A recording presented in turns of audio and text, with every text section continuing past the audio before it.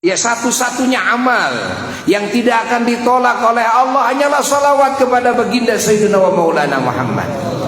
Semua amal ada yang diterima, ada yang ditolak. Illa salata ala Sayyidina wa Maulana Muhammad, kecuali salawat kepada Kangjeng Nabi Muhammad sallallahu alaihi wasallam. Semua amal diperiksa dulu di setiap langit. Dari mulai langit pertama sampai langit ketujuh, semua amal. Ada yang lolos, ada yang tidak lolos sensor. Yang lolos naik ke langit kedua. Di langit kedua disensor lagi oleh malaikat pensensor amal. Ini hadis diriwayatkan oleh Sayyidina Abu Hurairah radhiyallahu taala anhu. Sayyidina Abu Hurairah ketika dari mulai semenjak mendengar hadis itu dari baginda Rasulullah sallallahu alaihi wasallam, beliau tidak pernah senyum lagi. Beliau sering menangis hari-harinya.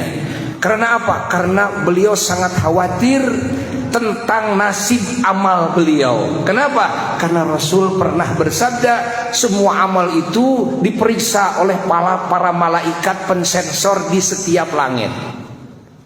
Dan kalau amal itu ternyata ada cacat, tidak layak untuk dinaikkan, maka dibantingkan lagi ke bumi. Kalau menurut ini pensensor di langit pertama, ini layak dinaikkan. Tapi begitu dinaikkan belum tentu oleh malaikat pensensor di langit kedua diterima.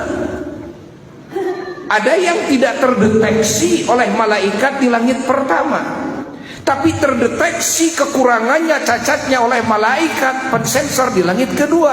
Akhirnya dibantingkan lagi ke bumi. Allah.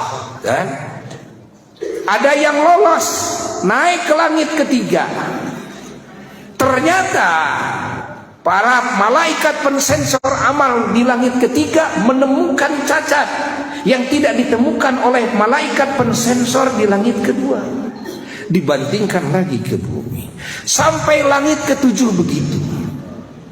Malah sampai arasnya Allah. Ini amal soleh sudah sampai aras, sudah sampai keratonnya Allah, singgasananya Allah.